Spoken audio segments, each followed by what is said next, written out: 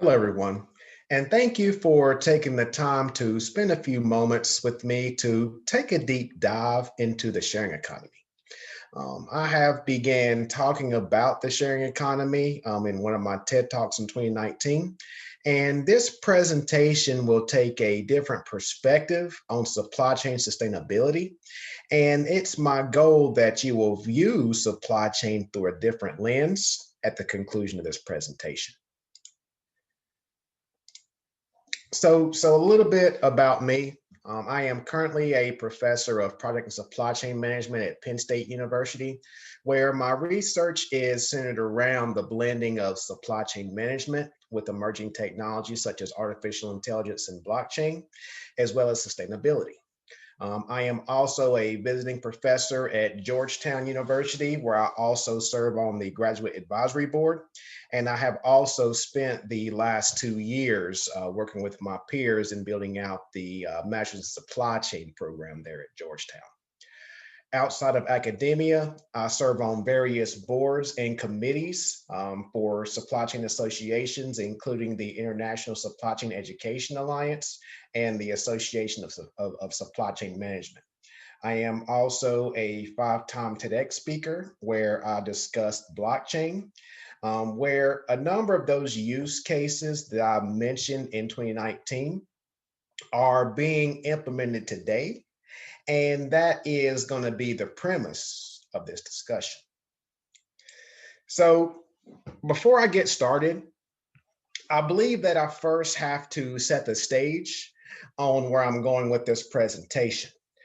Given that some of my peers that are career academics specialize in one area, and they often say that, Justin, whenever you're speaking at conferences, whenever you're researching, you're all over the place. Pick your lane. And given that I feel that supply chain management, sustainability, diversity and inclusion, emerging technologies are all interconnected, this is my lane because my lane is systems thinking, right? So many of you have probably heard of the systems theory in graduate school or at other conference presentations, but as one of my peers, Brian Away, said in a conference last week, that the world is a supply chain. I take that a step further and say that, everything that we do in our careers, everything that we do in our personal lives is systems thinking. If you think about an ERP application, you have different modules. And all of those modules make up the ERP system, right? So with that, I want you to view everything that you have heard at this conference through a systems thinking lens and see if you view things differently. So as we begin this discussion, my research question is going to be, is blockchain the key to sustainability? And I'm going to do things a little bit different in this discussion. This could be good, could be a train wreck. But to explore this question, I'm going to start off with a quick story. And the story goes back to the pandemic era of 2020, hence my COVID look, where Ray Lou and Shannon Christie from Big Country were introduced to me from my peers within the Polkadot ecosystem, in that they felt that our projects had some synergies, given that we had social impact implications into our blockchain projects. So I want to start off by saying that I am not a gamer, and with Ray and Shannon's project in Big Country, they're looking to create what they refer to as a metaverse. It's a digital world. And if you all have children and you've heard of Ready Player One, the movie Ready Player One, or Fortnite, It's where people can come together in this virtual world and collaborate, right? Now, whenever we were trying to find alignment and synergies, one thing that stuck with me in their story is whenever Ray said that one of his, because they're based in New Zealand, and one of his peers in New Zealand began to develop a relation, a friendship with an individual in India. And during the pandemic, this individual in India fell on hard times and was having a difficult time supporting his family. But because they had that relationship in this virtual world, in this metaverse, the individual from New Zealand sent cryptocurrency stable coins to the individual in India to help support his family. So this world that where you think that it's just for gaming, just for entertainment, had a social impact on the life of someone across the globe, right? Another topic that we discussed at length during this conversation is their why. Why did they create this digital world? And they explained that they created Big Country because they wanted to provide opportunities, inclusion, and equality for all. Now, they also said that they are actually building in protocols and a governance structure where they're going to be able to penalize or slash those that attempt to violate the way of the world, the way of the virtual world, right? So getting moving on to that, to expand on this a little more. As we enter into this decentralized Web3 world, I'm going to talk about Web3 a lot in this discussion, but it's my thought that as we enter into this Web3 world, organization's purpose will become more evident. And given that we talk a lot about the triple bottom line, I think that you're going to see an introduction of the quadruple bottom line, and that fourth P being purpose. And going back to Ray and Shannon's purpose was to create opportunity, to create inclusivity, to create equality, right? And I talk a lot about, how millennials and Gen Zs will potentially change the business landscape. And in my discussions with undergraduate and graduate students, it leads me to believe that we will begin to see how this fourth P of purpose would move from the fourth P to the first P. And I think that given that we may potentially see a power shift toward the millennials and Gen Zs in coming years, those consumers will begin to dissect whether or not the claims of organizations are indeed valid. They're going to see whether your people, planet, profit, and purpose, what you state on your website, is indeed valid. They're going to want that transparency. They're going to want that proof. And that's one thing I talk about a lot, within my presentations. So going back to this Web3 world, I do work with a number of companies or projects within that work within the Web3 Foundation. I work with a number of grant recipients, and Big Country is one of those projects within the Polkadot ecosystem. And in working with not only Big Country, but other projects such as Akala and Moonbeam, I found that the founders and the project teams, they did not create these projects, these organizations with profitability in mind. Now, it's also important to note that a number of these founders have already gained their wealth. because they had the belief in this technology years ago, right? Now, if you look at some of these categories, you will see that you have a number of organizations within the same categories where in our traditional world, those organizations would be competing with each other. In this decentralized Web3 world, they're actually working together. They're actually creating what we refer to as the sharing economy. And they're not only, so whenever we think of the sharing economy, we only think of capital. But let me first define the sharing economy in that we are sharing knowledge, we are sharing resources, and we are sharing capital. And that's what all of these projects are doing. Now, also, as you can see, there is only one little bitty project within the supply chain space in this pinkish space here, and there's going to be. I'm going to speak more about that briefly. So with this approach in taking this sharing economy theory and putting it into practice, we're seeing positive outcomes within this polka dot ecosystem, but investors are noticing these benefits as well.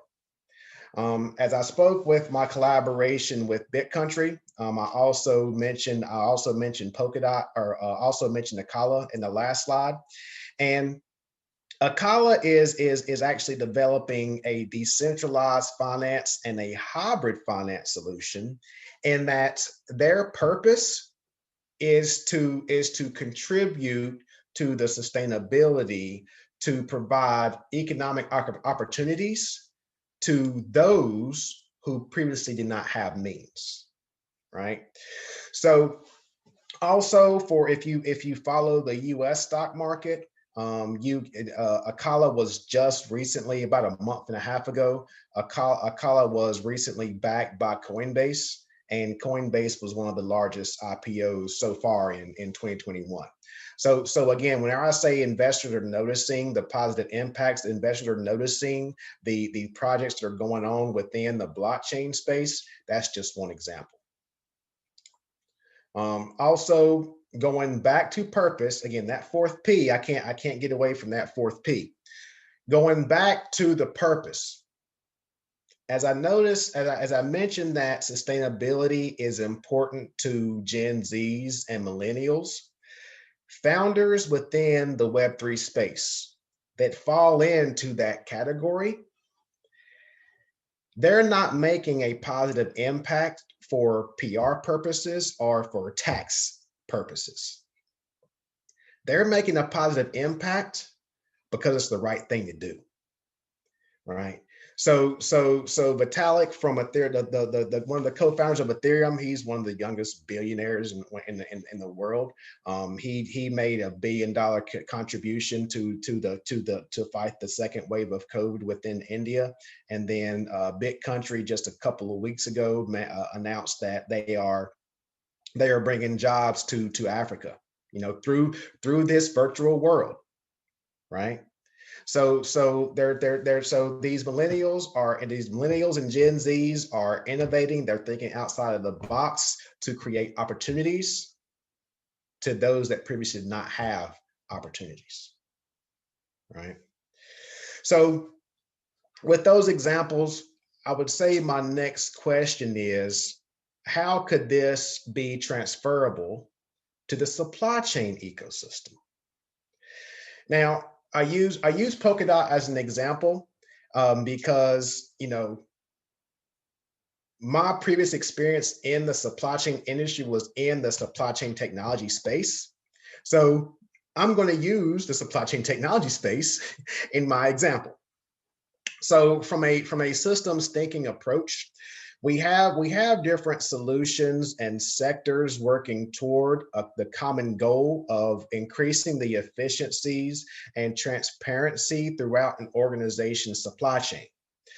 Now, You have organizations competing in the same space, of course.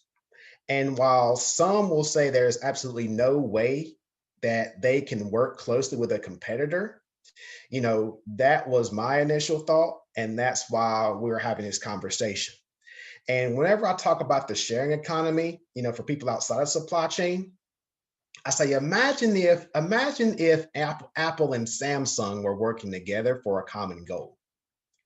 I say, but that's what happened during the pandemic in the supply chain space. If you think about in the US, FedEx and UPS are probably some of the biggest rivals in the supply chain. But because there was a supply chain issue that had to be resolved, a sustainability issue that had to be resolved, the competitors worked together for a common goal. So if you look, going back to our slide, if you look at the ERP food and beverage providers in this large circle here, if all of these providers created a consortium to develop a product agnostic tool to provide visibility in areas where distributors could send food once it reached close to expiration instead of throwing it away, they could have a dramatic impact on the number of UN SDGs. Also, if you had organizations that offered the product lifecycle management solutions, and they were to create a product agnostic solution to deploy digital threads or digital twins, that solution could potentially reduce the waste of products and raw materials throughout various supply chains across different verticals. So with those two examples, using a systems thinking approach, if we take the concepts from this polka dot ecosystem and we transfer it to the supply chain practice, we're able to introduce this sharing economy where competitors are sharing knowledge, the competitors are sharing resources, the competitors are sharing profits to create more sustainable supply chains and a more sustainable world. Now, to provide a more detailed example, for me, this example would be my Web3 supply chain utopia. So in using this excellent representation that was created by Accenture, if we integrated AI and blockchain and had multiple enterprise solution providers working together, we could democratize AI to alert farmers of when would be the optimal time to plant crops and where. Now, we could also leverage blockchain to track the product throughout the entire supply chain network. We could also ensure that these processes were performed sustainably and ethically. But most importantly, due to this transparency, we could further contribute to the sharing economy by rewarding any or all individuals within this supply chain by sending funds, digital currencies, directly to their digital wallets, right? So during the summer break from Penn State, I've been working with a number of blockchain projects within and outside of the polka dot ecosystem to provide opportunities to those regions such as South America and Africa, to those individuals that are previously unbanked. Because there are some areas within Africa where people can't bank. There are some countries in Africa that have a high level of corruption where people don't trust the banks. So this is where these solutions can provide opportunities to those. Right. So we're working hard to make this supply chain utopia a reality.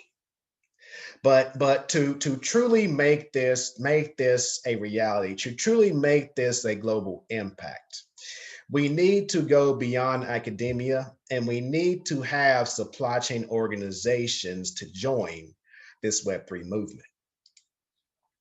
Now 101 Blockchains is a website. It's one of my favorite websites in that they provide a number of different use cases for blockchain for a number of different industries.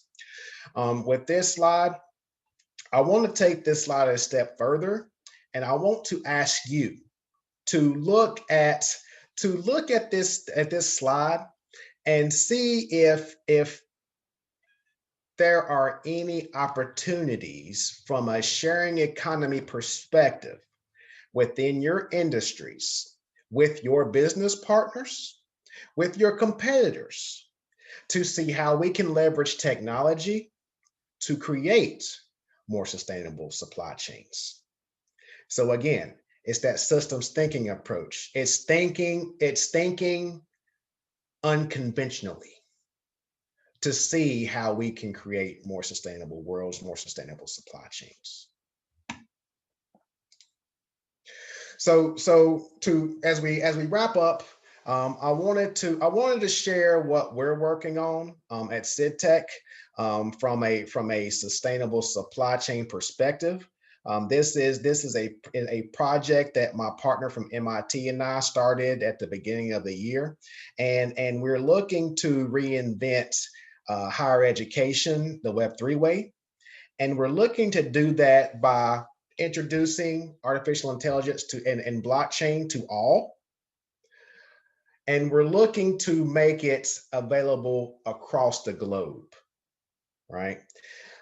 We have been speaking with a number of universities around the world, and the objective is to bring students from different disciplines, such as finance, such as supply chain management, such as computer science. And we actually have a number of students, a number of law school students from King's College in the UK.